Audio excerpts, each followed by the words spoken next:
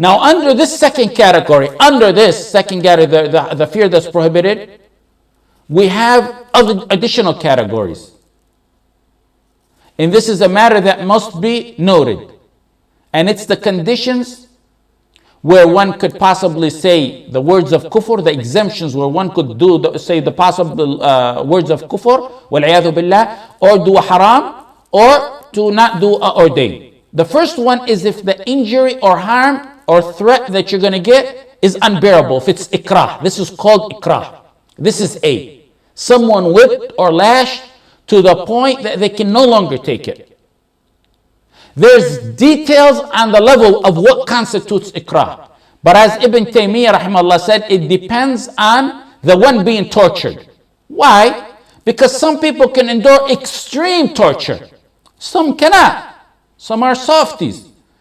Some ulama said prison is ikraah. Others said no. Each circumstance is different. And it must be studied and analyzed independently. It depends really on the individual. Al-Khazin said it must be extreme pain and torture that one cannot bear, or even death. Sometimes, for some people, one day in prison, and it could be an older, sick man who's very sick, that could constitute ikraah, unbearable harm. Whereas for a younger, healthy, strong man, a lifetime in prison wouldn't constitute ikraah. There's other evidence and indicators that point what ikraah is and what's not, and really it's got to be studied on an individual basis. One must keep in mind that the word of Tawheed and Allah's rights of haram and halal are mighty matters. And they're mighty matters that a true believer would hate to compromise unless it's the biggest of unbearable torture. And one with the strongest of iman would rather lose his life than compromise on that. There's no doubt being firm, even if it costs one his death, is better. But we're saying, what if someone decides to take the exemption? For example, when September 11 happened, some supposed shuyukh or dua or whatever they want to call themselves, they ran around issuing fatwas that a woman can just wear a hat for hijab. Some type of hat that they said is good, and that's hijab. Why? They said it's ikraah. And that's foolishness. That's jokes. After September 11, you can possibly count on your fingers how many of our beloved sisters were harmed. Yet they began to make it an issue as if it was an issue of ikraah, compromising something that's wajib. Those are the human devils. إنما ذلكم الشيطان, in that type of thinking. إنما ذلكم الشيطان يخوف أولياءه. You need to keep ikraah in mind that ikraah is one threatening must be able to carry out what he claims. And you must not be able to defend yourself. And if you're ordered to say kufr or haram or leave a wajib and it's unbearable harm, then you can take it. If you can't defend yourself and he can carry out what he's saying he's going to do to you. And number two, you have to believe that he will actually carry out that threat. It's not a possibility. Meaning if I don't do that haram or say that word of kufr, wal-'iyadhu billah, he would definitely kill me. He would definitely, the whip is in his hand and he's going to whip me so much that I will not even be able to bear it. Mere threats don't constitute ikraah. As Ibn al-Jawzi narrated that Imam Ahmad said in Zad al-Masir. That's the second one. Third is, what you're threatened with has to be imminent. It's going to happen now. If it's a matter of the future, wait. So not only are you sure it's going to happen, but it's going to happen right now, or very imminent, right in a few moments. So if they say, for example, shave your beard or say words of kufr, wal-'iyadhu billah, and the threat will not be carried out. You wait until they're about to carry out that threat. And the final point is, if they give you a choice, like that of Shu'aib alayhi salam, قال الملأ الذين استكبروا من قومه لنخرجنك يا شعيب والذين آمنوا معك من قريتنا أو لتعودن في ملتنا قال أولو كنا كارهين قد افترينا على الله كذبا إن عدنا في ملتكم بعد أن نجانا الله منها وما يكون لنا أن نعود فيها إلا أن يشاء الله ربنا. They told Shu'aib, either leave the country or come back to our religion. He said, no way will I go back. They gave him a choice. You either leave the USA or do this haram. You pack up and leave if they give you the choice.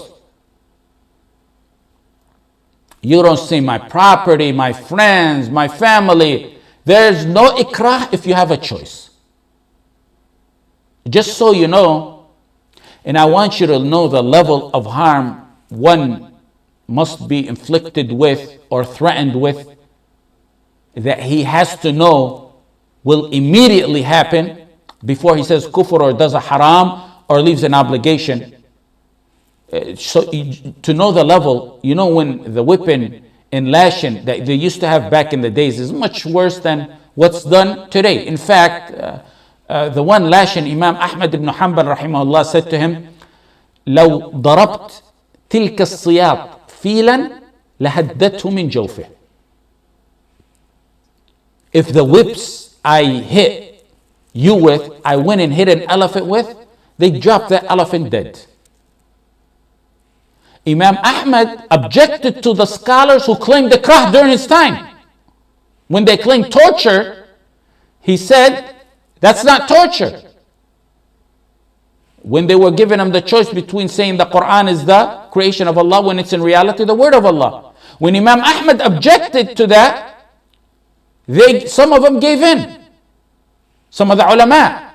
And when he questioned them, they said, إِلَّا مَنْ أُكْرِهَ وَقَلْبُ مُطْمَئِنٌ بِالْإِيمَانِ. He said, Ammar, when that verse was revealed, he was being lashed. You guys were merely threatened. Meaning he didn't think it was sufficient to be threatened. You have to surely know that it's going to be carried out and carried out immediately on the spot. He didn't exempt them when they began to say the issue of Ammar radiallahu anhu and how he said what he said. Imam Ahmad, his best friend, one of his best friends, Yahya bin Ma'in gave in and said some words to avoid torture. Imam Ahmad objected to his friend. And he said about Yahya ibn Ma'in, he said one time, he tells me he was under ikrah and he wasn't even lashed. So Imam Ahmad objected to his friend Yahya because he said it without being lashed or being threatened on the spot. So the scrutiny is very high to become ikrah and say and use the exemption that we have. But keep in mind, and here's another matter where other people go wrong. You can't be a mu'tadi in ikrah. What does that mean? With Allah's rights, Allah is merciful. Allah subhanahu wa ta'ala is very merciful. He forgives. He gives you exemption. It's different with the rights of Muslims. So if it means under ikrah, under torture or being killed, his heart is full of iman, he can say the words of kufr to avoid that punishment, the unbearable punishment. It's from the mercy of Allah subhanahu wa ta'ala that he makes it an exemption to his rights, but not to the rights of Muslims. As in Ammar's case, he told Quraysh some words under duress and torture. That's Allah's rights. Allah subhanahu wa ta'ala forgives. They lash you so bad, or they cut your flesh with knives, as we've seen on clips from Syria, and you say Bashar is Allah wal-iyadhu billah, or whatever they want you to say, you can't take it no more, you say it. It's better to be patient and not say it, but if you do, you're exempted. But let's say they have someone in prison and they tell them to do fornication with another Muslim.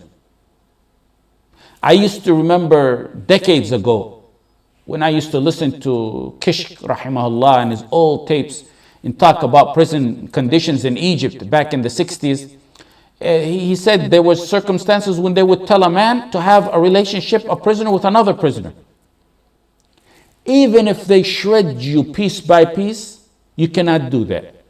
Why? وَلَا تَزِرُ وَازِرَةٌ وِزْرَ أُخْرَى.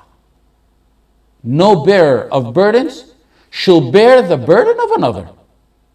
And also, لَا ضَرَرَ وَلَا ضِرَارَ. In Sunan ibn Majah, لَا ضَرَرَ وَلَا ضِرَارَ. There should be no harming and no reciprocating in harm. No harming and no reciprocating harm. What's common today, someone goes to prison, for example, all over the world. And they really want someone for another reason. Someone else, for example. Maybe someone who's speaking the truth on matters. The other person, they got no evidence that he did anything wrong in their supposed legal system. So they go to people around him, to surrounding Muslim community. They threaten them with prison. Or they harass them, keep visiting them.